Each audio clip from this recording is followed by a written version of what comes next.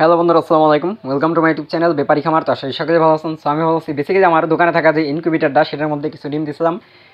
প্রায় হচ্ছে আপনার ৬২টার মতো দেশি মুরগির বাচ্চা ফুটানোর জন্য ডিম রাখছিলাম ইনকিউবেটারে। সেখান থেকে আলহামদুলিল্লাহ আজকে মানে সেই ইনকিউবেটারে ডিমগুলা ফুটে বের হচ্ছে আপনার 14 পিস বাচ্চা ফুটছে।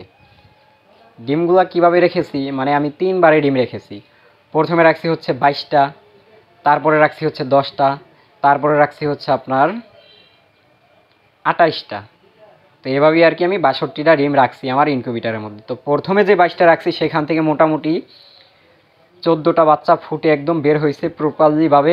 আর বাচ্চা মোটামুটি 7 পিস ফুটবে, মানে 22টা ডিম থেকে একটা ডিম যতটুকু ধারণা দেখলাম আমি নষ্ট, সেটা নষ্ট হয়ে যাবে, নষ্ট হয়ে গেছে। তো এর জন্য সেখান থেকে আমি এই 14 পিসের পাশাপাশি আরও 7 পিস, মোটমাট 21 পিস বাচ্চা পাবো, দেশি মুরগির বাচ্চা।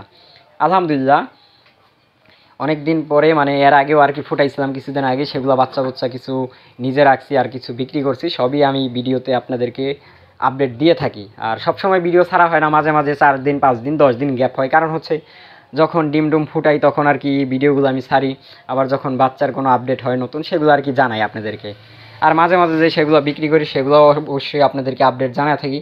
তো যাই হোক, এই ডিমগুলো যেহেতু ফুটছে, মানে বাচ্চাগুলো যেহেতু ফুটে বের হয়েছে, সবগুলো আউলায় ফেলাইছে ওরা লাহারা ছাড়া দিয়া। এর জন্য আমি আস্তে আস্তে এগুলো গুছাই দিতেছি। আর যে কয়টা বাচ্চা ফুটবে সেগুলো আস্তে আস্তে একটা সিরিয়াল করে রাখতেছি, যেন এক সাইডে থাকে ওগুলা। কারণ সব যদি এলোমেলো হয়ে যায় কেমন বিষয়টা খারাপ না, কারণ হচ্ছে এলোমেলো হয়ে যেতে সমস্যা। তো যাই হোক, এই ডিমগুলা গত কালকে আর কি আমি দেখে গেছিলাম যে একটু একটু ছিদ্র করছে ডিমের খোসাগুলা। আজকে সকালে সবগুলো আর কি, সকাল থেকে দুপুরের মধ্যে সবগুলো আর কি ফুটে বের হয়েছে। তো আলহামদুলিল্লাহ খুবই ভালো লাগে আমার বিষয়গুলো, যে আমার মেশিনে ইনকিউবেটার, নিজের হাতের বানানো ইনকিউবেটার মেশিনে যখন ডিমগুলো ফুটাইতেছি খুবই ভালো লাগতেছে। আর সকলেই দোয়া করবেন আমার জন্য, আমি যেন এভাবেই আস্তে আস্তে আমার খামারটা বড় করতে পারি। আমি চাই যে এটা আমার খামার করার, মানে আমার একটা খামার করার। এখন পর্যন্ত আমার কোনো ঘর নাই, কিন্তু হাঁস মুরগি পালার জন্য কোনো ঘর নাই, কিন্তু ইচ্ছা দিব একটা ঘর বানাবো অবশ্যই ইনশাল্লাহ। সবাই দোয়া করবেন। আর আমার এভাবেই আস্তে আস্তে ফুটাইয়া বিক্রি করে এইভাবেই আস্তে আস্তে কিছু টাকা জমায়া তারপরে একটা ঘর করতে হবে। তাছাড়া আমার কাছে তেমন ঘর করার মতো পজিশন নাই, সিস্টেম নাই।